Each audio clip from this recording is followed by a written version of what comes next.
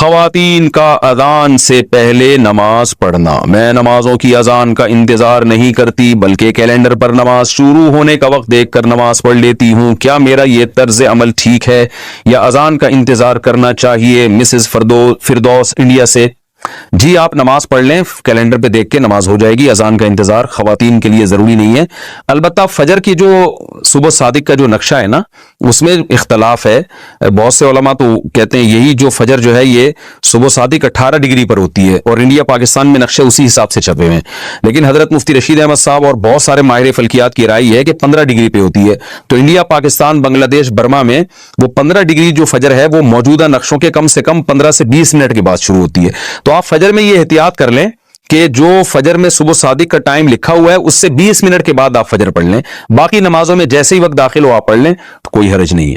کیا اذان کے دوران نماز پڑھ سکتے ہیں؟ اذان ہو رہی ہو تو نماز پڑھ سکتے ہیں یا کچھ دیر ٹھہر کر نماز پڑھنی چاہیے؟ مریم نواز۔ پڑھ سکتے ہیں نماز، لیکن افضل یہی ہے کہ اذان سن لیں، اطمینان سے اذان سن کے اس کا جواب دیں، پھر اذان کی دعا پڑھیں، اس کے بعد نماز پڑھیں۔ رسول اللہ صلی اللہ علیہ وسلم نے فرمایا کہ جب مؤذن اذان کہے تو فقولوا مثل ما قال المؤذن، تو وہی الفاظ دہرایا کرو جو مؤذن کہہ رہا ہے، لیکن حی علی الصلاۃ اور حی علی الفلاح پہ لا حول ولا قوت الا باللہ کہا کرو۔ تو اگر آپ اذان کے دوران نماز پڑھیں گی تو پھر یہ اذان کا جواب کون دے گا؟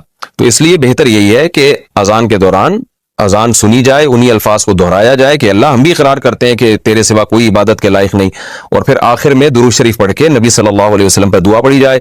اللہم رب هذه الدعوة التامة والصلاة القائمة آت محمدا الوسیلة والفضیلة وابعثه مقاما محمودا الذی وعدته انک لا تخلف الميعاد۔ آپ نے فرمایا جو اذان کا جواب دے اور یہ دعا پڑھے، حلت لہ شفاعتی، میری شفاعت اس کے لیے لازم ہو جائے گی۔ تو اتنی بڑی فضیلت ہے، یہ اس پر عمل کرنا چاہیے۔ محمد صاحبان سعودی عرب سے پوچھتے ہیں، میں جس علاقے میں رہتا ہوں یہاں مسجد تقریباً 2 کلومیٹر دور ہے اور اذان کی آواز بھی نہیں آتی، چنانچہ ہم موبائل پر ہی اذان سن کر اقامت کہہ کر نماز پڑھ لیتے ہیں۔ کیا اس طرح کرنا صحیح ہے یا ہمیں اذان اور اقامت دونوں کہنی چاہیے؟ نیز جو نمازیں پڑھی گئی ہیں وہ ادا ہو گئی کہ نہیں؟ بھائی اس طرح کرنا بالکل بھی ٹھیک نہیں ہے۔ نمازیں تو ہو گئی، اذان کے بغیر بھی نماز ادا ہو جائے گی، مگر یہ خلاف سنت ہے۔ فرض نماز آپ کو اذان کہہ کے پڑھنی ہے۔ ہاں اگر اذان کی آواز آپ کو آتی ہے، دور کوئی مسجد ہے جس کی آواز آپ تک آ رہی ہے، پھر آپ کے لیے اذان کہنا یہ ضروری نہیں ہے۔ عبداللہ ابن مسعود رضی اللہ تعالیٰ عنہ کا مشہور قول ہے، اذان الحی یکفینا، محلے کی اذان ہمارے لیے کافی ہے۔ لیکن اگر اذان کی آواز نہیں آتی تو پھر آپ کو چاہیے کہ آپ پراپر طریقے سے اذان کہیں، اقامت، اور پھر اس کے بعد فرض نماز ادا کریں۔ اذان کے بعد درود و سلام کا حکم۔ ہمارے گاؤں میں اذان سے پہلے اور اذان کے بعد صلاۃ و سلام پڑھا جاتا ہے، کیا یہ صحیح ہے؟ اس بارے میں رہنمائی فرما دے۔ خواجہ صاحب گجرات پاکستان سے۔ دیکھو بھائی، اللہ کے رسول صلی اللہ علیہ وسلم نے جو ہمیں اذان بتائی ہے وہ اللہ اکبر سے شروع ہوتی ہے اور لا الہ الا اللہ پہ ختم ہوتی ہے۔ اس سے پہلے بلند آواز سے اسپیکر پہ درود پڑھنا یا اس کے بعد بلند آواز سے اسپیکر پہ درود پڑھنا، یا یعنی بلند آواز سے پڑھنا چاہے وہ اسپیکر پہ ہو یا بغیر اسپیکر کے، یہ آپ صلی اللہ علیہ وسلم سے ثابت نہیں ہے۔ صرف اتنا ثابت ہے کہ جب اذان ختم ہو تو نبی صلی اللہ علیہ وسلم کی ترغیب ہے کہ درود شریف پڑھو اور اس کے بعد یہ دعا پڑھو، اللہم رب هذه الدعوة التامة والصلاة القائمة آت محمدا الوسیلة والفضیلة وابعثه مقاما محمودا الذی وعدته انک لا تخلف الميعاد۔ بس اتنا پڑھا جائے گا۔ تو اس سے پہلے اور بعد میں جو پہلے تو درود شریف ہے ہی نہیں، لیکن اور اسپیکر پہ پڑھنا ہے تو اپنے طور پر کوئی کسی بھی وقت درود شریف پڑھ سکتا ہے، کوئی پابندی نہیں ہے۔ لیکن اسپیکر پہ جب آپ پڑھیں گے یا اذان سے پہلے بلند آواز سے پڑھیں گے تو لوگ یہی سمجھتے ہیں کہ یہ اذان کا حصہ ہے۔ تو جو کام رسول اللہ صلی اللہ علیہ وسلم نے نہیں کیا، صحابہ نے نہیں کیا، وہ کام اگر آپ ثواب سمجھ کے کریں گے تو وہ بدعت ہو جائے گا۔ لوگ کہتے ہیں اس میں حرج کیا ہے، درود شریف ہی پڑھ رہے ہیں نا اور کوئی غلط کام تھوڑی کر رہے ہیں۔ تو میں ان سے ایک سوال پوچھتا ہوں کہ اچھا ٹھیک ہے، جب اذان ختم ہوتی ہے لا الہ الا اللہ پہ تو آپ ساتھ میں محمد رسول اللہ بھی لگا دیا کریں بلند آواز سے، یعنی مؤذن کو حکم دے لا الہ الا اللہ محمد رسول اللہ۔ ظاہر ہے جب مؤذن یہ الفاظ پڑھے گا تو اس سے پوچھیں گے نا بھائی اذان تو لا الہ الا اللہ پہ ختم ہو رہی ہے، تو تم نے محمد رسول اللہ صلی اللہ علیہ وسلم، یہ محمد رسول اللہ تم نے کیوں لگایا؟ تو وہ کہے گا بھائی اس میں حرج کیا ہے، میں غلط تو نہیں کہہ رہا، لا الہ الا اللہ کا مطلب کوئی اللہ کے سوا عبادت کے قائل نہیں، تو ہم اس کے بھی قائل ہیں کہ محمد صلی اللہ علیہ وسلم اللہ کے رسول ہے، تو میں نے کہہ دیا تو پابندی تو نہیں ہے نا شریعت میں محمد رسول اللہ پڑھنے پر۔ ہم کہیں گے واقعی محمد رسول اللہ پڑھنے پر پابندی نہیں ہے بلکہ ترغیب ہے، لیکن اس موقع پہ نہیں ہے، اس کے علاوہ کسی اور موقع پہ آپ پڑھیں۔ تو یاد رکھیں جیسے اذان جہاں ختم ہو رہی ہے لا الہ الا اللہ پہ، تو ختم کرنے میں جب ہم قرآن و سنت کو فالو کر رہے ہیں تو اذان جہاں سے شروع ہوتی ہے تو شروع کرنے میں فالو کیوں نہیں کرتے؟ اس میں اپنی طرف سے کیوں ہم نے درود شریف بڑھا دیا ہے؟ تو اس لیے یہ عمل غلط ہے، اس سے اجتناب کرنا چاہیے۔ نماز کے ممنوع اوقات کون کون سے ہیں؟ نفل نماز کے ممنوع اوقات کون کون سے ہیں؟ طاہر انصاری فراس سے۔ دیکھیں نماز کے جو ممنوع اوقات ہیں، ایک تو یہ ہے کہ سورج کا ذرا سا کنارہ نکل جائے، یعنی جب فجر کی نماز قضا ہوتی ہے نا، جس ٹائم پہ سورج ذرا سا نکل جائے تو اب مکروہ وقت شروع ہو گیا، جب تک کہ وہ ایک نیزے تک نہیں پہنچ جاتا، یعنی اس اتنا بلند نہ ہو جائے کہ اس کی میں جو ہے نا تھوڑی سی چمک پیدا ہو جائے، جو پاکستان اور ہندوستان میں تقریباً 15 سے 20 منٹ کا ٹائم ہوتا ہے یہ، اور دوسرے ملکوں میں زیادہ بھی ہو سکتا ہے، ناروے میں ہو سکتا ہے بہت ہی زیادہ ہو، لیکن وہاں کے حکام الگ ہیں۔ تو یعنی سورج میں تھوڑی سی تیزی پیدا ہو جائے تو اس وقت پھر آپ نماز پڑھ سکتے ہیں۔ دوسرا مکروہ وقت ہے جب سورج بالکل سر پہ پہنچ جائے، جس کو زوال کا وقت کہتے ہیں، تو یہ تقریباً 10 منٹ کا ہے، یعنی اگر ٹائم لکھا ہے نا زوال کا وقت 12:30 تو سمجھ لیں کہ 12:25 سے 12:35 تک مکروہ وقت ہے، یعنی 5 منٹ پہلے اور 5 منٹ بعد میں۔ اور جب سورج غروب ہونے لگتا ہے تو جب غروب ہونے کے قریب پہنچ جائے گا، یعنی غروب ہونے سے ہندوستان پاکستان میں تقریباً 15 سے 20 منٹ پہلے، جب اس میں کی تیزی میں کمی پیدا ہو جائے، یعنی سورج کی چمک باقی نہ رہے، تو غروب ہونے سے 15-20 منٹ پہلے تک یہ ایسا ہوتا ہے، تو اس وقت بھی مکروہ وقت شروع ہو جاتا ہے، اس وقت بھی کوئی نماز نہیں پڑھ سکتے جب تک سورج مکمل غروب نہ ہو جائے۔ البتہ اس دن کی عصر اگر نہ پڑی ہو تو پھر پڑھیں گے آپ، کیونکہ عصر کا وقت باقی رہتا ہے، اگرچہ مکروہ ہے عصر کو اتنی دیر تک تاخیر کرنا گناہ ہے، لیکن بہرحال وہ والی عصر آپ کو پڑھنی پڑے گی اس دن کی، اس کے علاوہ کوئی نماز نہیں پڑھ سکتے آپ۔ تو یہ 3 اوقات مکروہ ہیں، اس کے علاوہ کوئی وقت مکروہ نہیں ہے۔ ناخن کاٹنے کا سنت طریقہ کیا ہے؟ بھائی نبی صلی اللہ علیہ وسلم کے بارے میں سیدہ عائشہ فرماتی ہیں، کان النبی صلی اللہ علیہ وسلم یحب التیامن فی کل شیء، نبی صلی اللہ علیہ وسلم ہر کام میں نا دائیں طرف کو ترجیح دیا کرتے تھے، رائٹ سائڈ سے شروع کیا کرتے تھے۔ تو بس یہی سنت طریقہ ہے کہ آپ دائیں ہاتھ کے ناخن پہلے کاٹیں اور بائیں ہاتھ کے ناخن اس کے بعد کاٹیں۔ اچھا دائیں میں بھی بالکل ہی رائٹ سائڈ سے شروع کریں تو اور اچھا، یعنی چھوٹی انگلی ہو گئی، یہ ہو گیا، یہ ہو گیا، یہ ہو گیا، پھر یہاں سے یہ ہو گیا، یعنی رائٹ سے لے کے لیفٹ کی طرف، بس اتنا کافی ہے۔ اور اگر کوئی یہ ترتیب نہیں کرتا، بس اتنا بھی کافی ہے کہ دائیں ہاتھ کے ناخن پہلے کاٹ لیں، لیفٹ کے اس کے بعد کاٹیں، اور کوئی خاص طریقہ نہیں ہے ناخن کاٹنے کا، کاٹ لیں بس، یہ ضروری ہے۔ آج کل خواتین نے ناخن بڑھانے شروع کر دیے، یہ حرام ہے، ناجائز ہے، اور برے لگتے ہیں ہاتھ دیکھنے میں۔ یہ پتہ نہیں کس نے ان کے دماغ میں یہ بات ڈال دی ہے کہ یہ فیشن ہے، یہ خوبصورتی ہے، خوبصورتی نہیں ہے۔ کتنی پریشانی ہوگی اس سے آپ کو، کھاتے ہوئے پیتے ہوئے، سالن ہے اس میں ناخن ڈوب رہے ہیں، ہر جگہ کی بورڈ استعمال ہو رہا ہے کمپیوٹر کا، تو اس میں ناخن آپ کو، اس میں جو ہے ناخن ٹینشن کا ذریعہ بن رہے ہیں۔ تو اپنے آپ کو عذاب میں نہیں ڈالنا چاہیے، اور گناہ الگ ہے، گناہ ایک الگ ہے اس میں۔ تو ناخن کاٹنے میں انسان کی زینت ہے، ناخن بڑھانے میں زینت نہیں ہے۔ تو ناخن بڑھانے میں اگر کوئی خاتون یہ سمجھتی ہے کہ زینت ہوگی تو یہ تغییر خلق اللہ ہے، اللہ کی تخلیق کو بگاڑنا ہے، یہ مستقل ایک جرم ہے، اس سے نماز بھی مکروہ ہوتی ہے اور عبادتیں بھی مکروہ ہو جاتی ہیں۔ تو اللہ سے ڈرنا چاہیے۔ نبی صلی اللہ علیہ وسلم نے حکم دیا ہے ناخن کاٹنے کا۔ بالوں کے بدلے میں برتن لینا کیسا ہے؟ کیا مطلب بالوں کے بدلے میں برتن لینا؟ یہ سمجھ سے بالا تر ہے، میرا خیال ہے بعض لوگ بال بیچ رہے ہیں، اپنے برتن لے رہے ہیں، واللہ عالم یہ سوال ہی سمجھ میں نہیں آیا۔ بہرحال یہ جائز نہیں ہے، اپنے جسم سے نکلے والی چیزوں کو بیچ کے کوئی چیز حاصل کرنا جائز نہیں ہے۔ نفل نماز کب نہیں پڑھنی چاہیے؟ 3 ٹائم ہے نفل نماز کے مکروہ ہونے کے۔ ایک سورج نکلتے ہوئے تقریباً 15-20 منٹ تک آپ کو ٹھہرنا پڑے گا، جب سورج 1 میٹر تک بلند جب تک نہیں ہو جاتا، اور ایک جب زوال کا وقت ہوتا ہے، سورج بالکل ٹاپ پر ہوتا ہے، یعنی ظہر سے پہلے کا وقت، اور ایک جب سورج غروب ہونے لگے، یعنی غروب آفتاب سے 15-20 منٹ پہلے کا جو وقت ہوتا ہے، جس میں سورج 1 نیزہ بلند ہوتا ہے۔ تو یہ سارے اوقات مکروہ وقت ہیں۔ اسی طرح فجر کی نماز کے بعد یا اور عصر کی نماز کے بعد نفل پڑھنا بھی مکروہ ہے، البتہ قضا نماز پڑھ سکتے ہیں اس میں۔ کیا شیطان ہمارے دل کی بات جان سکتا ہے؟ قرآن کہتا ہے انہ یراکم ہوا وقبیلہ من حیث لا ترونہم۔ بہت سی چیزوں پہ شیطان ایسی چیزوں پہ مطلع ہوتا ہے جہاں سے ہمیں پتہ بھی نہیں ہوتا، ہم نہیں شیطان کو دیکھ رہے ہوتے اور وہ ہمیں دیکھ رہا ہوتا ہے۔ تو اللہ تعالیٰ نے شیطان کو اختیار دیا ہے دل کے اندر وسوسے ڈالنے کا۔ تو یہ بات تو ثابت نہیں ہے کہ ہر دل میں جو بھی خیال آ رہا ہے اس پہ بھی شیطان مطلع ہوتا ہے، یہ تو صرف اللہ کا خاصہ ہے کہ ہمارے دل میں کوئی وسوسہ بھی آتا ہے تو اللہ جانتا ہے۔ لیکن اتنی بات ضرور ہے کہ بہت سی باتیں ہمارے دل کی خیالات شیطان کو پتہ ہوتے ہیں، اور وہ خیالات کو چینج کرنے کی طاقت بھی رکھتے ہیں۔ طاقت اس سینس میں کہ وسوسے ڈال دیتا ہے، چینج تو ہم خود ہی کرتے ہیں، ارادے خود ہی بدلتے ہیں، لیکن وہ وسوسے ڈالتا ہے اور برائی کو اچھائی اور اچھائی کو برائی بنا کے دکھاتا ہے، اتنی طاقت ہے۔ باقی یہ کہ ہر بات دل کی جانتا ہے یہ کہیں ثابت نہیں ہے شریعت میں، اتنا اختیار اللہ ہی کے پاس ہے، کسی اور کے پاس یہ نہیں ہے۔ ماں کی وراثت اولاد میں کس طرح تقسیم ہوگی؟ جیسے باپ کی وراثت ہوتی ہے ایسے ہی ماں کی وراثت، کہ بیٹے کو دگنا اور بیٹی کو اس کا آدھا ملے گا۔ اگر بیوی پردہ نہ کرے تو شوہر کو کیا کرنا چاہیے؟ محبت سے سمجھانا چاہیے اس کو، یہی کر سکتا ہے اس زمانے میں، اور کیا کرے گا؟ باقی یہ ہے کہ اگر پہلے سے پردہ کرتی تھی اور شادی ہی اس بیس پہ ہوئی ہے، پھر تو شوہر سختی بھی کرے اس کے اوپر، پہلے محبت سے سمجھائے، نہیں مانے تو پھر سختی کرے، کیونکہ یہ ایک طرح کا دھوکہ ہے شوہر کے ساتھ۔ اور اگر پہلے سے پردہ نہیں کرتی تھی تو بھائی پھر آپ نے کیوں کی شادی اس سے؟ جب آپ نے کی ہے تو اب آپ برداشت کرو، اب آپ محبت سے تبلیغ ہی کر سکتے ہو اس کو، سختی نہیں کر سکتے آپ، کیونکہ سختی کے پھر سائیڈ افیکٹ زیادہ ظاہر ہوں گے۔ وہ کہہ سکتی ہے کہ اگر آپ کو پردہ کرانے کا اتنا ہی شوق تھا تو آپ پردے دار سے کر لیتے، یہ وہ طنز کر سکتی ہے آپ کے اوپر، ہوگی تو وہ گناہگار ہی بے پردگی سے، لیکن اب آپ کیسے اس کو سمجھاؤ گے؟ تو اب آپ پھر یہی کرو گے کہ آپ اس کو آرام سے محبت سے سمجھائیں، تبلیغ میں لے کے جائیں، شوہر خود نہ سمجھائے، کسی بزرگ کے اللہ والے کے بیان میں لے جایا کرے۔ اکثر خواتین اپنے شوہر کی بات کو ویلیو نہیں دیتی ہیں، کہتی ہیں یہ میں کیا سمجھوں، کون آیا میں سمجھانے والا بھائی، تو اس لیے کوئی اور سمجھائے۔ کیا مجاہد کے لیے داڑھی کاٹنا جائز ہے؟ داڑھی کاٹنا کسی کے لیے بھی جائز نہیں ہے، البتہ موت کا خطرہ ہو، کوئی ایسا مسئلہ ہو اپنی یا اپنے ساتھیوں کی موت کا، تو اس کی گنجائش ہو سکتی ہے وقتی طور پر، کیونکہ اپنی جان بچانے کے لیے تو اللہ نے خنزیر کھانے کی اجازت دی ہے، تو ایسی مجبوری کے حکام لگیں، لیکن نارملی کسی کے لیے بھی داڑھی کاٹنا جائز نہیں ہے۔ اگر پیشاب کے قطرے نکلتے ہوں تو وضو ٹوٹ جائے گا، یہ مسئلہ میں کئی بار بیان کر چکا ہوں، آپ نیٹ پہ سرچ کر لیں کہ معذور کا وضو یا جو پیشاب کے قطروں کا مریض ہے اس کا وضو کیسے ہوگا، اور مفتی طارق مسعود لکھیں گے، کلپ آ جائے گا، ڈیٹیل میں اس کا جواب ہے، وہ سن لیے گا۔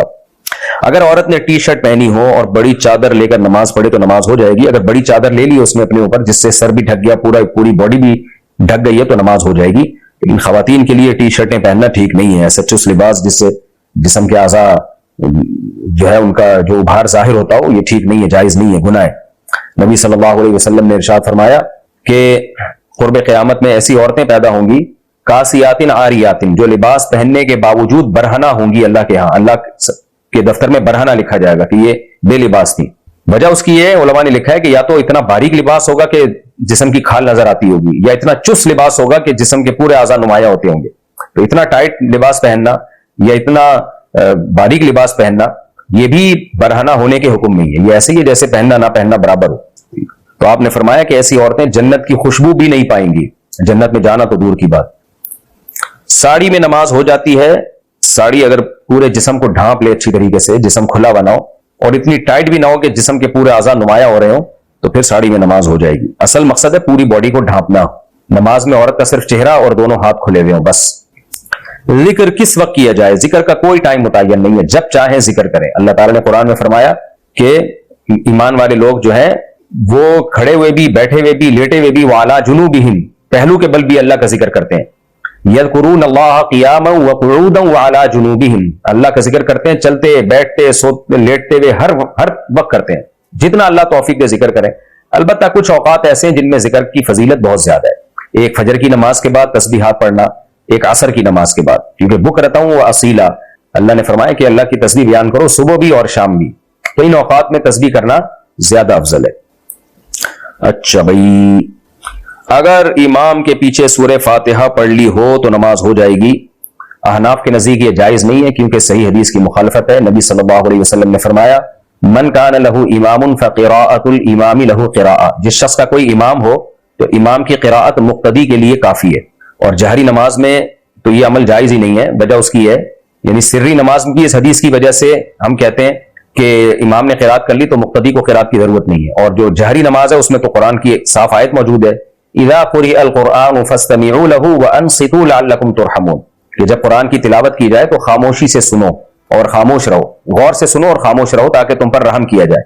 اب بعض لوگ کہتے ہیں تلاوت تو ادھر کئی جگہ پہ ہو رہی ہوتی ہے، کیا وہاں سب خاموش ہو جاتے ہیں؟ یا امام تلاوت کر رہا ہوتا ہے، بعض لوگ پیچھے سنتیں پڑھ رہے ہوتے ہیں، وہ حرام کام کر رہے ہوتے ہیں۔ دیکھیں اس آیت کا مطلب یہ نہیں کہ مطلق تلاوت مراد نہیں ہے، یہ وہ تلاوت جو آپ کو سنانے کے لیے کی جا رہی ہو، اس تلاوت کا سننا واجب ہے۔ جیسے خطبے میں تلاوت ہوتی ہے، وہ جو خطبے میں بیٹھے ہوئے لوگ ہیں ان کو سنانے کے لیے کی جاتی ہے، تو ان پر واجب ہے کہ وہ خاموشی سے سنیں۔ اسی طرح نماز میں جو امام تلاوت کرتا ہے مقتدیوں کو سنانے کے لیے کرتا ہے، تو جو مقتدی ہیں ان پر واجب ہوگا کہ وہ اس قرات کو خاموشی سے سنیں۔ تو اس میں علی الاطلاق تلاوت داخل نہیں ہے کہ کہیں بھی کوئی قرآن کی تلاوت لگی ہوئی ہو، اسپیسیفک وہ تلاوت جو بنیت اسماع ہو، جس میں مقصد سننا سنانا ہو، تو یہ نماز کی جو حیت ہے جو مقتدی ہوتے ہیں ان پر ہوتی ہے۔ مثال کے طور پر اگر کوئی امام قرات کر رہا ہے، نماز پڑھا رہا ہے، اور آپ اس نماز میں نہیں ہیں، تو پھر آپ پر لازم نہیں ہے اس قرات کو سننا، آپ اپنا کوئی بھی کام کر سکتے ہیں، اور لوگ کر رہے ہوتے ہیں، لاؤڈ اسپیکر پہ تلاوت چل رہی ہوتی ہے، لوگ اپنے کاموں میں مشغول ہوتے ہیں، تو اس پر یہ آیت منطبق ہی نہیں ہوتی۔ تبھی روایات سے ہمیں یہ ملتا ہے کہ بعض نے کہا یہ خطبے کے بارے میں، بعض نے کہا یہ نماز کے بارے میں، تو ان کے جامع بات یہی ہے کہ جہاں بھی سنانے کی نیت سے تلاوت ہوگی اور وہ محفل ہوگی تلاوت کی تو ان پر لازم ہوگا کہ وہ خاموشی سے سنیں، دائیں بائیں لوگوں پہ واجب نہیں ہوتا۔ تو اس آیت کی روشنی میں امام حنیفہ کی یہی رائے ہے، اور بہت مضبوط رائے، اور یہی رائے عبداللہ بن مسعود رضی اللہ تعالیٰ عنہ کی بھی تھی کہ جہری نماز میں تو بالکل ہی جائز نہیں ہے امام کے پیچھے قرات کرنا، اور جو سری نماز ہے اس میں بھی افضل یہی ہے کہ تلاوت نہ کی جائے، اس حدیث کی بیس پر کہ جس کا کوئی امام ہو تو امام کی قرات مقتدی کے لیے کافی ہے۔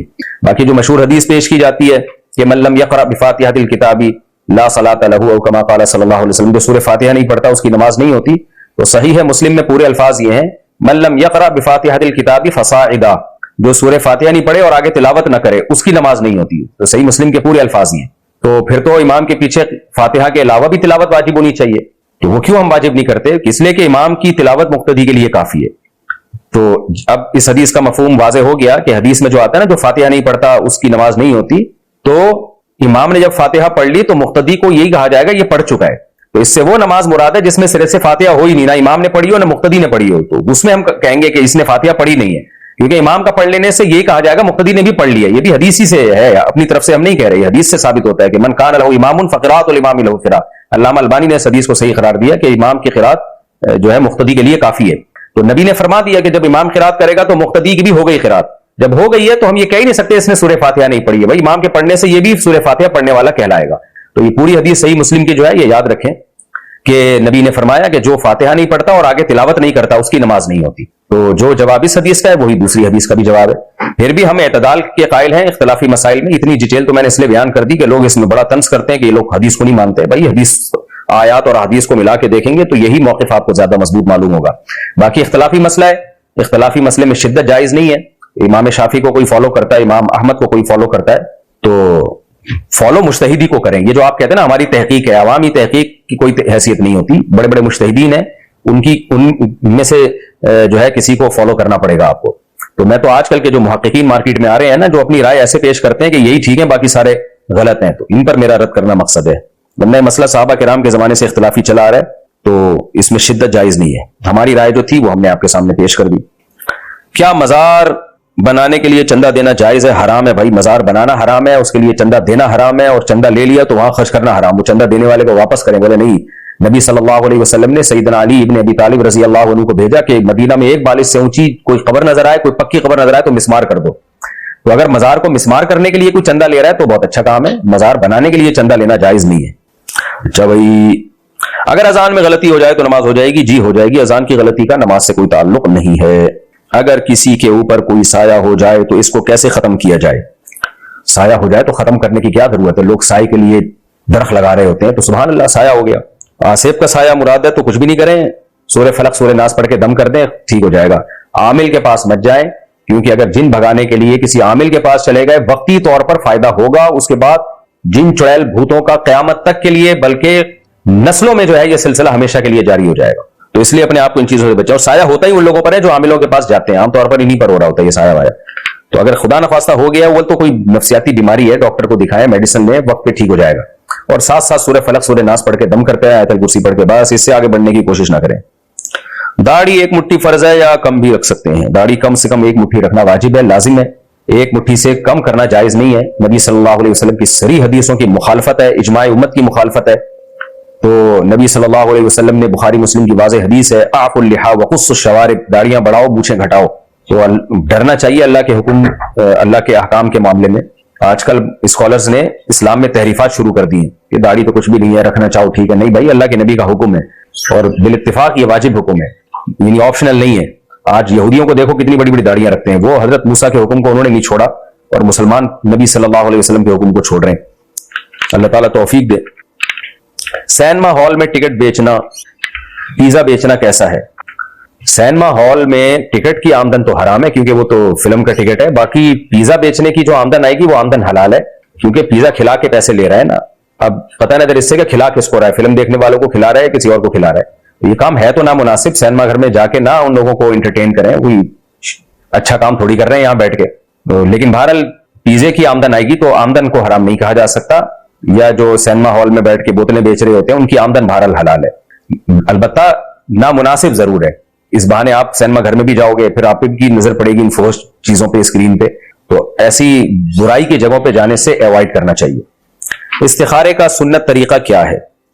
استخارے کا سنت طریقہ یہ ہے کہ آپ 2 رکعت پڑھیں خشوع و خضوع کے ساتھ، اس کے بعد اللہ سے ہاتھ اٹھا کے دعا مانگیں، پہلے اللہ کی حمد و ثنا کریں، پھر پیغمبر صلی اللہ علیہ وسلم پہ درود پڑھیں، پھر یہ دعا پڑھیں، اللہم انی استخیرک بعلمک واستغفرک واستقدرک بقدرتک واسألک من فضلک العظیم فإنک تعلم ولا اعلم وتقدر ولا اقدر انت علام الغیوب، اللہم ان کنت تعلم، اے اللہ اگر تو جانتا ہے ان ھذا الامر خیر لی، کہ یہ والا کام تیرے علم میں میرے لیے بہتر ہے، تو اس کام کا تصور کر لے، فقدرہ لی ویسرہ لی، اللہ اس کو مقدر کر دے اور میرے لیے اس کو آسان کر دے، ثم بارک لی فیہ، پھر اس کام میں میرے لیے برکت بھی دے دے، وَإِن كُنْتَ تَعْلَمْ، اور اگر تیرے علم میں یہ بات ہے، أَنَّ هَذَا الْأَمْرَ شَرٌّ لِّي، یہ والا کام میرے لیے نقصان دہ ہے، فی دینی و معاشی و عاقبت امری، میرے دین کے معاملے میں بھی، میری دنیا کے معاملے میں بھی، اور انجام کے لحاظ سے بھی، کہ یہ کام اگر میرے لیے نقصان دہ، فَاصْرِفْهُ عَنِّي وَاصْرِفْنِي عَنْهُ، اس کو مجھ سے ہٹا دے، مجھے اس سے ہٹا دے، ثُمَّ اقْدُرْ لِي الْخَيْرَ حَيْثُ كَانَ، اور جہاں خیر ہو وہ کام پھر مقدر کر دے،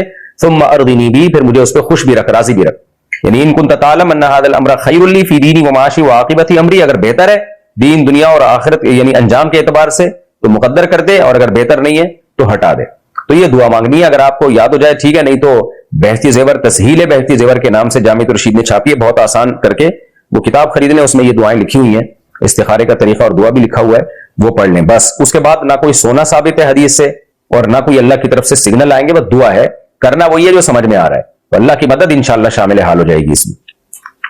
سگریٹ بنانا جائز ہے، مکروہ ہے، ناپسندیدہ ہے، کوئی اچھا کام کرنا چاہیے، لوگوں سٹوں پہ لگا رہے ہو، تو ہر جائز کام کرنے کا نہیں ہوتا، جائز اس سینس میں ہے کہ حرام نہیں ہے، کیونکہ سگریٹ نشے میں شامل نہیں ہے، البتہ صحت کو خراب کرنے والی چیز ہے، تو اللہ تعالیٰ نے ہمیں حکم دیا ہے کہ اپنی آپ کو اپنے ہاتھوں سے ہلاکت میں مت ڈالو، ہاں تو چونکہ فوراً کوئی نقصان نہیں ہوتا، اس لیے حرام کے درجے میں نہیں، اس لیے مکروہ کے درجے میں، تو سگریٹ بنانا مکروہ ناپسندیدہ ہے، حرام کہنا مشکل ہے اس کو، لیکن ناپسندیدہ بہرحال ضرور ہے، اس کی آمدن حرام نہیں کہلائے گی، ہاں ناپسندیدہ کہلائے گی، اور مشورہ یہی دیا جائے گا، تاکید یہی کی جائے گی کہ چھوڑ کے کوئی اور کام کر لیں، آپ لوگوں کو فضول کام پہ مت لگائیں جس کا بہرحال 10 15 20 سال کے بعد جا کے بہت زیادہ نقصان ظاہر ہوتا ہے۔ کیا غسل میں آنکھ کے اندر پانی لے کر جانا ہے یا اوپر سے ہی دھو لینا ٹھیک ہے؟ بھائی اوپر سے ہی دھو لیں، آنکھ کے اندر پانی لے جانا ضروری نہیں ہے۔ عامر شیخ انڈیا سے، اگر کسی دیوار پر مزار کی تصویر لگی ہو تو اس کے سامنے نماز پڑھنا کیسا ہے؟ نماز تو ہو جائے گی مگر مزاروں کی تصویریں نہ لگائیں دیواروں پر۔ خواتین پیشانی پر سے ہلکے جو بال ہوتے ہیں وہ صاف کروا سکتی ہیں؟ جی کروا سکتی ہیں۔ اگر قادیانی مسلمانوں کی مسجد نماز پڑھتا ہو تو اس کو روکنا ضروری ہے، اس نیت سے اس کو پڑھنے دیں کہ آرام سے اس کو محبت سے تبلیغ کریں گے، بیانات میں بٹھائیں گے، تو اس نیت سے پڑھنے دیں، لیکن اگر آپ دیکھ رہے ہیں کہ کوئی فتنہ کر رہا ہے، کوئی تبلیغ کر رہا ہے، تو پھر ایکشن لینا چاہیے۔ الکوہل والی دوا پینا کیسا ہے؟ جائز ہے، الکوہل دوا میں ہو، اگر ضرورت کی وجہ سے ہو تو بقدر ضرورت پی سکتے ہیں، اگر دوا کی نیت سے ہو، اور یعنی نشہ مقصد نہ ہو، اس سے لذت لینا مقصد نہ ہو، ضرورت ہو تو ہے یہ۔ دانت سے ناخن کاٹنا کیسا ہے؟ انتہائی احمقانہ قسم کی حرکت ہے، اس سے جرم بھی جاتے ہیں پیٹ کے اندر، بری حرکت ہے یہ۔ عبد الباری صاحب انڈیا سے، گاؤں ہے جس میں مسلمان بہت کم ہیں، تو ایک دن ایسا ہوا کہ عصر کی نماز میں کوئی نہیں تھا، امام صاحب نے اکیلے نماز شروع کر دی، جب 2 رکعت پڑھ چکے تھے تو پیچھے تو لوگ آ کر کھڑے ہو گئے، تو امام صاحب کو پتہ چل گیا، امام صاحب نے زور زور سے اللہ اکبر بولنا شروع کر دیا، اور انہوں نے امام صاحب کے پیچھے نماز پڑھ لی۔ کیا اس طریقے سے نماز ہو جاتی ہے؟ جی ہو جاتی ہے۔ اگر کبھی ایسا ہونا امام نماز پڑھ رہا ہو اکیلے اور پیچھے کوئی بندہ آ کے کھڑا ہو جائے، تو امام کو چاہیے اس کی نیت کر لے اور پھر زور سے تکبیرات کہنا شروع کر دے، تو امام نے جو زور سے تکبیرات کہیں اس کی علامت ہے کہ انہوں نے امامت کی نیت کر لی تھی۔ باسط خان انڈیا سے، کیا گھر میں مچھلیاں پال سکتے ہیں؟ پال لیں، گھر میں حلال جانور پالا کریں، حرام نہ پالا کریں، کتے بلے نہ پالیں، بلیاں پالنا بھی جائز ہے مگر مکروہ ہے، ناپسندیدہ ہے۔ حلال جانور جو ہے نا، گائے، بکری، مرغی اور اسی طرح مچھلی، یہ سب چیزیں پالیں، اس میں کوئی حرج نہیں ہے، بلکہ برکت کا ذریعہ بنتی ہیں یہ چیزیں۔ کتا پالنا تو بالکل ہی ناجائز ہے، بلی تو پھر بھی جائز ہے، لیکن کتا پالنا جو ہے وہ ناجائز ہے۔ کتا صرف شکار کے لیے یا پہرے داری کے لیے رکھ سکتے ہیں آپ، ادروائز شوقیہ آپ نہیں پال سکتے۔ نبی نے فرمایا جس نے کتا پالا روزانہ اس کے عمل سے 1 قرات اجر کم ہوتا ہے، یعنی پہاڑ کے برابر اعمال اس کے روز ضائع ہو رہے ہوتے ہیں۔ اگر کسی کے شوہر کا انتقال ہو جائے اور بچے نہ ہوں تو بیوی کو کتنا حصہ ملے گا؟ شوہر کا انتقال ہو جائے اور بچے نہ ہوں، یعنی شوہر کے بچے نہیں تھے، تو پھر بیوی کو 25% ملتا ہے، 1/4۔ نماز کے دوران اگر وضو ٹوٹ جائے تو نماز کیسے چھوڑنی چاہیے؟ نماز چھوٹ گئی بھائی، اب آپ کو چھوڑنے کی ضرورت نہیں ہے، تو نکل آئیں بس ناک پہ ہاتھ رکھ کے اگر جماعت سے نماز پڑھ رہے ہیں, تاکہ لوگ یہ سمجھیں نکسیر پھوٹی ہے, تو بس نکل جائیں نماز سے. میوچل فنڈ میں انویسٹ کرنا حلال ہے یا حرام؟ حرام ہے, خالص سود ہے. کیا بیوہ عورت مہندی لگا سکتی ہے؟ جی لگا سکتی ہے, عدت کے دوران نہیں لگا سکتی, عدت کے بعد جو چاہے کرے وہ. عدت کے اندر کوئی زینت اختیار نہیں کی جا سکتی. مفتی صاحب میں امریکہ میں رہتی ہوں, آپ نے ایک سیشن میں مسئلہ بتایا کہ پورے جسم کا ویکس کرانا جائز ہے. ہمارے ہاں مسلمان لڑکیاں پارلر جاتی ہیں اور پورے جسم کا ویکس کرواتی ہیں, جس میں ان کو یعنی دوسری لڑکیوں کے سامنے, تو کیا اس طریقے سے ویکس کروانا جائز ہے کہ غیر مسلم عورت کے سامنے اپنا لباس اتار دے؟ حرام ہے, ناجائز ہے. بھائی پوری باڈی کا ویکس کرانا جائز ہے, خود کریں. اپنی باڈی اپنے شوہر کے علاوہ کسی کے سامنے عورت اس طرح سے کھول نہیں سکتی. غیر مسلم عورت کے سامنے کھولنا تو اور زیادہ گناہ ہے, مسلمان عورت کے سامنے بھی جائز نہیں ہے. تو یہ بیوٹی پارلرز میں ایک برائی ہو رہی ہے, اس کو روکنا چاہیے.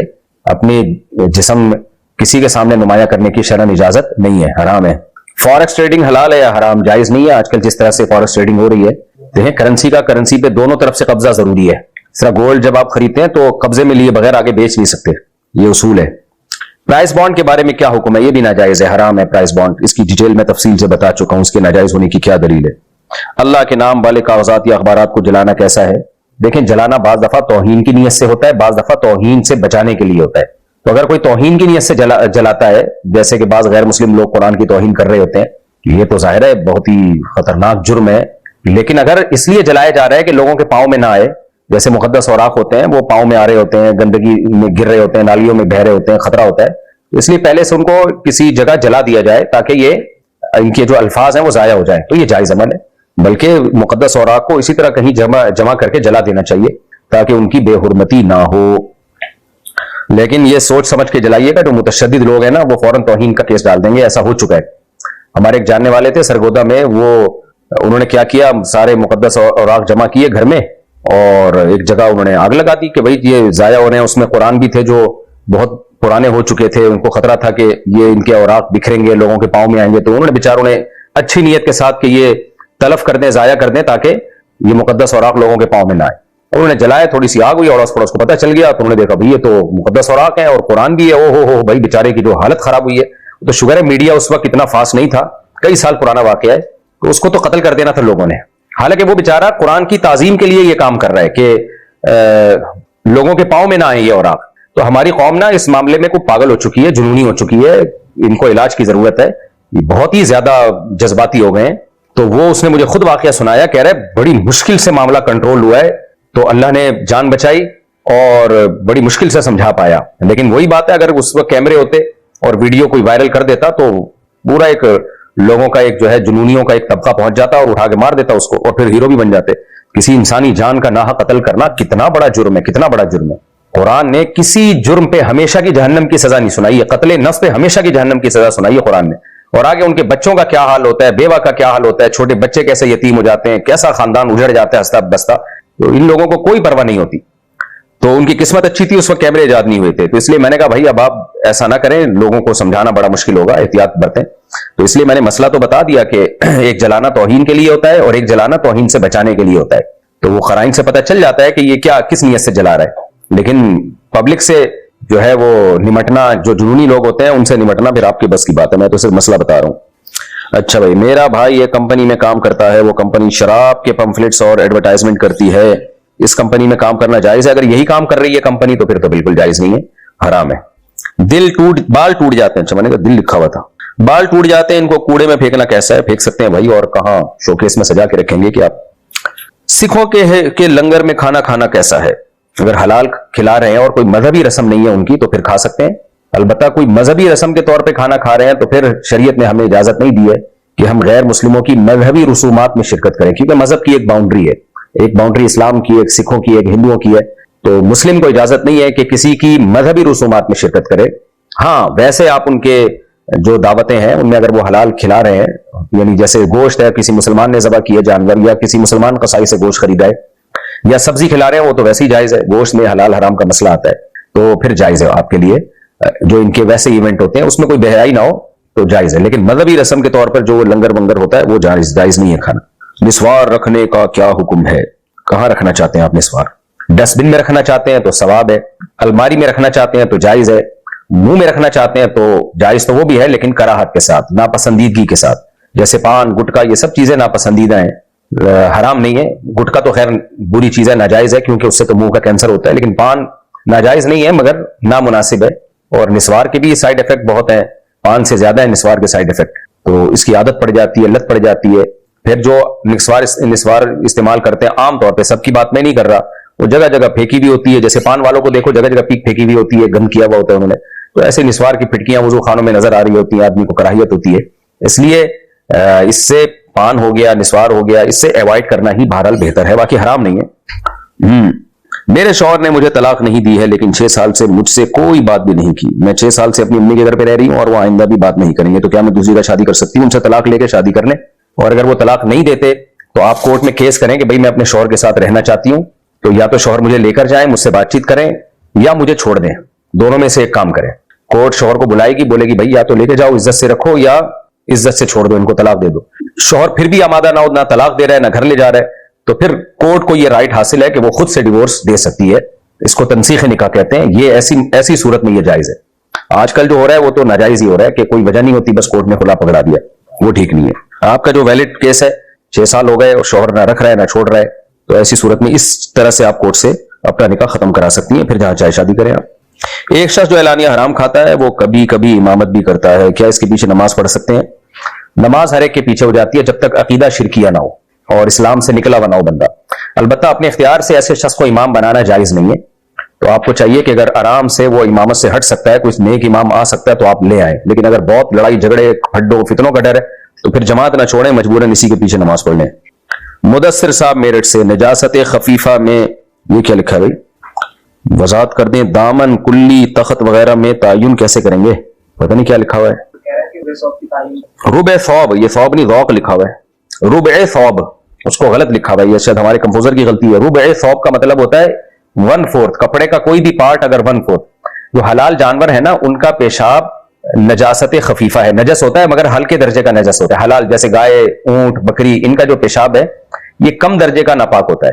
تو اگر 2-4 چھینٹیں لگ جائیں, چند چھینٹیں پڑ جائیں, یا تھوڑا سا کپڑا ناپاک ہو جائے تو نماز ہو جائے گی, لیکن دھونا چاہیے اس کو, کوئی اچھی بات نہیں ہے اس کو ایسے ہی آپ نماز پڑھ لیں, لیکن ہو جائے گی.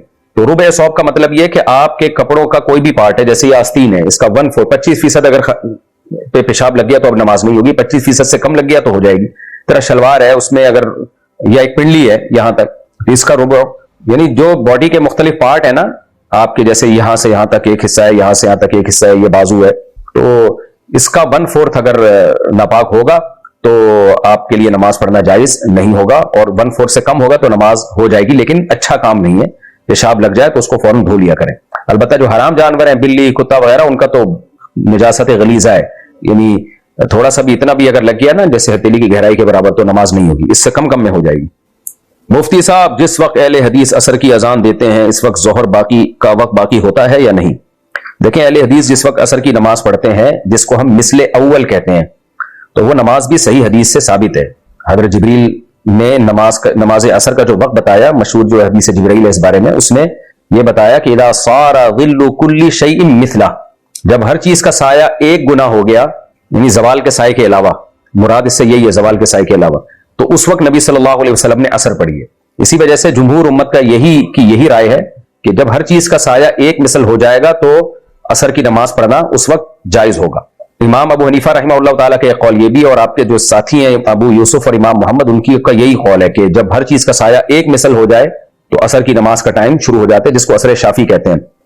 البتہ دیگر دلائل کو بھی اگر ساتھ میں ملایا جائے تو اس سے پتہ چلتا ہے کہ ہر چیز کا سایہ 2 مثل ہو جائے تو عصر پڑھنی چاہیے. ان میں صحیح بخاری صحیح مسلم کی حدیث ہے, نبی صلی اللہ علیہ وسلم نے فرمایا تم سے پہلی امتیں جو ہے ان کی اور میری امت کی مثال ایسے ہے کہ یہودیوں نے فجر سے لے کے ظہر تک کام کیا, اجر 1 قرات ملا, اور عیسائیوں نے ظہر سے لے کے عصر تک کام کیا, ان کو اجر 1 قرات ملا, اور میری امت نے عصر سے لے کے مغرب تک کام کیا اور اجر 2 قرات ملا.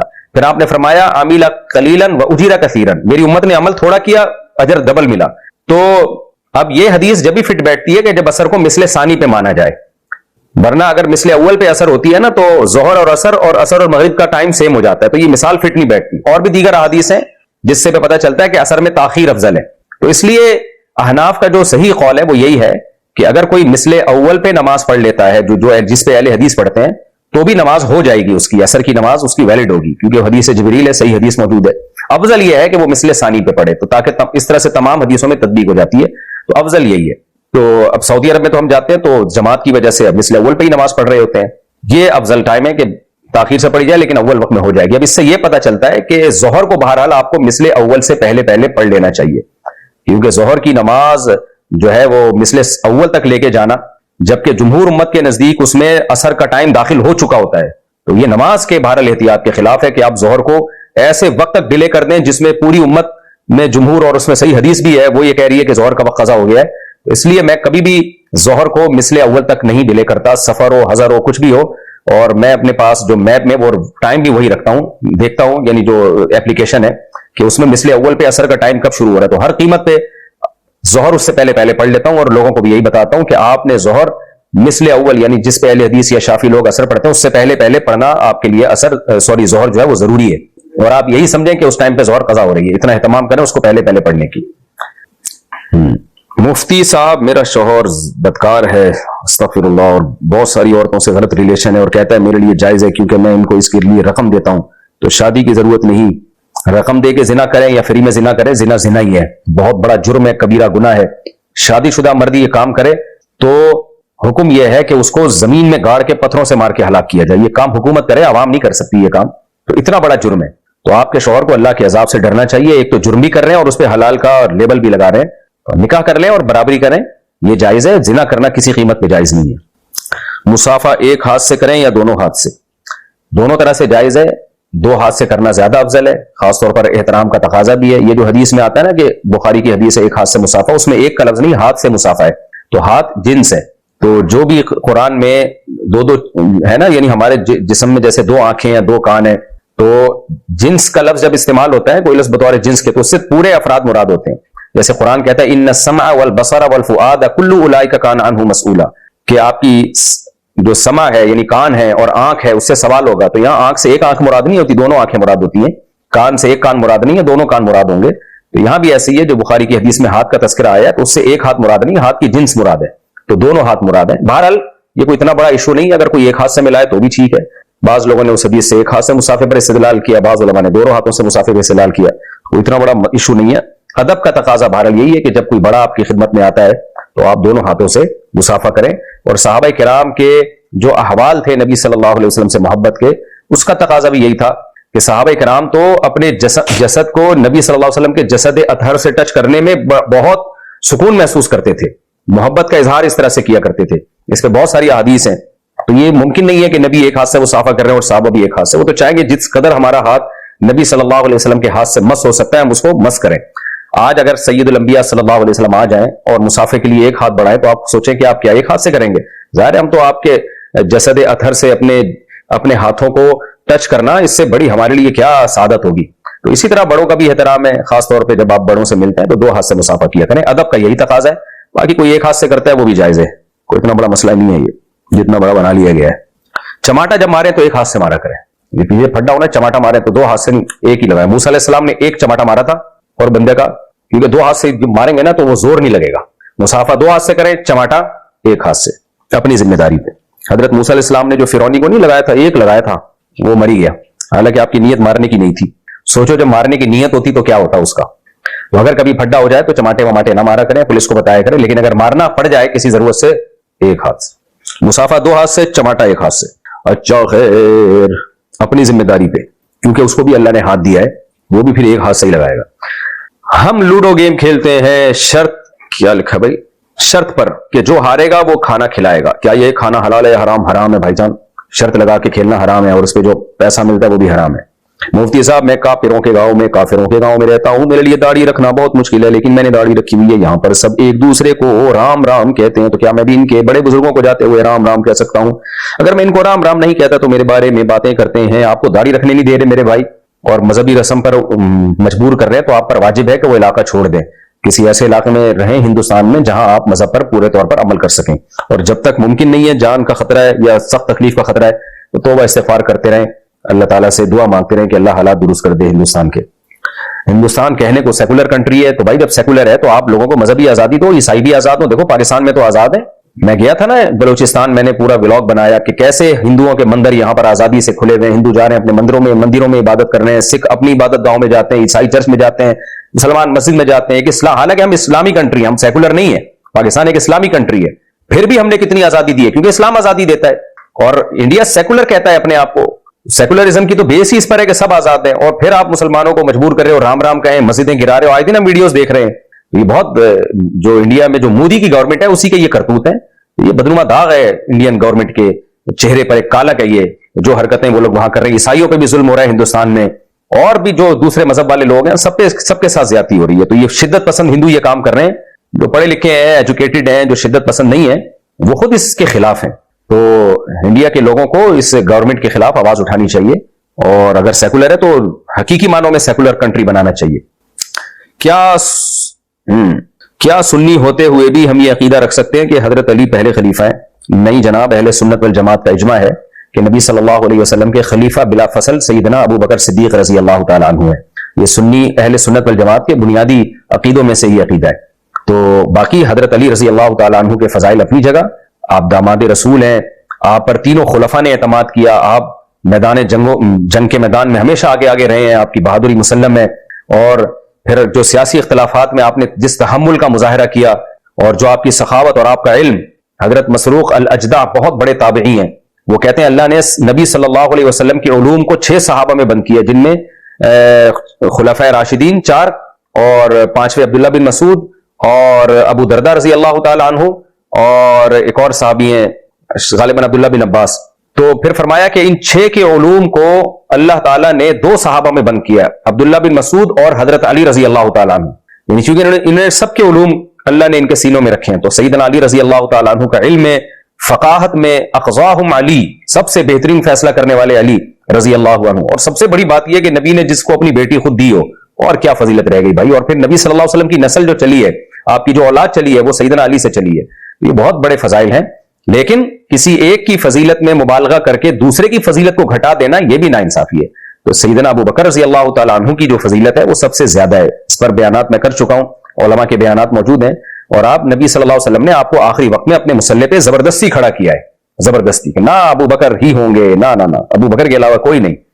تو یہ نہیں ہو سکتا کہ سیدنا علی سے محبت میں ہم سیدنا ابو بکر کا مقام گرا دیں. حضرت علی سے محبت ہمارے ایمان کا حصہ ہے, ہمارے ایمان کا جزء ہے, اور سیدنا ابو بکر سے محبت بھی ہمارے ایمان کا جزء ہے. تو اہل سنت والجماعت کا یہ اجماعی عقیدہ ہے کہ آپ صلی اللہ علیہ وسلم کے پہلے خلیفہ, خلیفۃ بلا فصل, یہ حضرت ابو بکر ہے, اس کے بعد عمر ہے, اس کے بعد عثمان ہے, اس کے بعد علی ہے رضی اللہ عنہم اجمعین. جو نفسیات کا علاج کرنے والے ڈاکٹر ہیں, نفسیاتی تو وہ ڈاکٹر ہی نفسیاتی ہو گیا نا, جو نفسیات کا علاج کرنے والے ڈاکٹر ہیں ان کے پاس نہیں ہے. ایک امریکہ سے ایک خاتون تھی, انہوں نے بتایا کہ میرے گھر والے حیران ہیں کہ تو 5 سال سے میڈیسن لے رہی ہے تو چھوٹی کیسے یہ تیری ڈپریشن, چھوٹی کیسے؟ وہ مان نہیں رہے, ڈاکٹر نہیں مان رہے. تو کہتے ہیں ہم نے بتایا, مولانا صاحب کے بیان سنتی تھی, مفتی صاحب کے. تو میرا کمال نہیں ہے میرے بھائی, ہمارا جو بھی علماء سے تعلق رکھے گا, ہم تو ویسے ہی نالائق قسم کے مولانا ہیں, جو صحیح مولاناؤں سے تعلق رکھے گا وہ تو ڈپریشن کا ڈاکٹر بن جائے گا, علاج کرانے کا. صحیح ہے نا, ہم تو نالائق لوگوں سے یہ حال ہو رہا ہے. تو آپ کے پاس میں بتا رہا تھا اتنے واقعات ہیں کہ اگر آپ نے علماء کو برا بل, دیکھو 100% صحیح دنیا میں کوئی بھی نہیں ہوتا, یہ ذہن میں رکھو. کسی سے عقیدت کا مطلب ہی نہیں کہ امام مہدی ہے, یہ ایسا تو کوئی بھی نہیں بچے گا بھائی. سب آپ جیسے ہی ہیں اور آپ ہمارے جیسے ہیں, سب ایک جیسے ہی ہیں. تھوڑا کوئی پڑھ لکھ تھوڑا زیادہ جاتا ہے, 2 بول اس کو زیادہ اچھا, 2-4 نمازیں زیادہ پڑھ لے گا. تو لیکن بات علماء کی ہو رہی ہے. اگر آپ اس طرح سے علماء کے خلاف باتیں کرو گے, نتیجہ کیا نکلے گا کہ آپ کی جب اولادیں جوان ہونا شروع ہوں گی نا, پھر آپ پچھتاؤ گے. یورپ امریکہ سے زیادہ ماڈرن سوسائٹی کوئی ہو نہیں سکتی. وہاں جو ماڈرن لوگ ہیں اپنے بچوں کو مدرسے میں داخل کراتے ہیں, ٹوپیاں پہناتے ہیں, چاہتے ہیں کہ ہم ایسے علاقے میں جا کے رہیں جہاں نیک لوگ رہتے ہیں, ٹوپیوں والے, داڑھیوں والے, تاکہ ہمارا بچہ شراب کباب سے بچے, گرل فرینڈ سے بچے, ہماری روایات برقرار رہیں. وہ انتہائی درجے کے ماڈرن لوگ وہ وہاں پر ماڈرنزم سے متاثر نہیں ہو رہے, اور آپ یہاں ان کو فالو کرنا شروع کر رہے ہو, غیر مسلموں کو. تو یہ بڑے گھاٹے کا سودا. ابھی ڈونلڈ ٹرمپ کا بیان آیا کہ فیملی سسٹم کو میں کیا کروں گا, بحال کروں گا, مضبوط کروں گا. بیان ہے نا ڈونلڈ ٹرمپ کا. تو ہمارے لبرل سیکولر لوگوں کے منہ پہ تھپڑ ہے. ابے وہ لوگ چاہ رہے ہیں اپنے خاندانی نظام کو واپس لے کر آئیں, وہ گرل فرینڈ بوائے فرینڈ کے سسٹم سے بیزار آ گئے ہیں. اور ہمارے والے کیا کر رہے ہیں, ایکچولی ایجوکیشن. یہ مولوی لوگ ہیں, بچی کی شادی وادی بچوں میں لگا دی. ایکچولی کیا ہے, پہلے ایجوکیشن, پہلے کچھ پڑھ تو لو. میں کہتا ہوں پڑھو بھائی, کس نے منع کیا, لیکن آپ کے پاس ایک ایج ہے. یا تو ہم ہمیشہ کے لیے دنیا میں آئے ہوتے نا, تو میں نے اب تک ایک شادی بھی نہ کی ہوتی, میں پڑھ ہی رہا ہوتا ابھی بیٹھ کے. مجھے پتا تھا جب میں بالغ ہوا, جوان ہوا, کہ بھائی ہمارے پاس ٹائم کیا ہے, تھوڑا ہے, مقابلہ بہت سخت ہے. ٹائم بہت تھوڑا ہے, جوانی کے تھوڑے دن ہیں, مقابلہ کیا ہے, شادی بھی کرنی ہے, اتنی بھی کرنی ہے, اور اتنے بچے بھی ہوں گے, اور بچوں کو بڑا بھی کرنا ہے, پھر بچوں کو پڑھانا بھی ہے, مقابلہ, اور پھر کمانا بھی ہے, دین کی خدمت بھی کرنی ہے. سارے کام ہی ایک ساتھ ہوں گے. یہ نہیں ہوگا کہ پہلے یہ پھر وہ. اتنا ٹائم اللہ نے نوح علیہ السلام کے علاوہ کسی کو بھی نہیں دیا, جبکہ انہوں نے بھی سارے کام ایک ساتھ کیے. ہم اگر 950 سال 1000 سال کے لیے آتے تو میں کہتا ایکچولی پہلے میں کیا کروں گا, میں پڑھائی, پھر میرا 10 سال کا تجربہ ہوگا پڑھائی کا اور افتاء کا, فن افتاء جو ہم نے مفتی بنے, پھر میں بزنس کو فوکس کروں گا, پھر جب میری اتنی انکم ہو جائے گی تو پھر میری پہلی شادی ہوگی, لیکن اس میں اتنا ٹائم, پھر میرا ذاتی مکان ہوگا. کیا خیال ہے, اس کے بعد جا کے پروگرام ویسے ہی ختم ہو جائے گا. پھر وہی ہے کہ جب دانت تھے بادام کھانے کے لیے تو بادام خریدنے کے پیسے نہیں تھے, جب بادام خریدنے کے پیسے آ گئے تو بادام کھانے کے لیے منہ میں دانت. کیا یہ مثال عورتوں پہ بھی فٹ آتی ہے اور آدمیوں پہ بھی فٹ آتی ہے. تو ڈونلڈ ٹرمپ نے کہا ہے کہ ہم فیملی سسٹم کو چاہ رہے ہیں, کہ تو بھائی وہ لوگ پچھتا رہے ہیں, وہ آ رہے ہیں اس طرف, لیکن اب ان کے ہاتھ سے معاملہ نکل چکا ہے.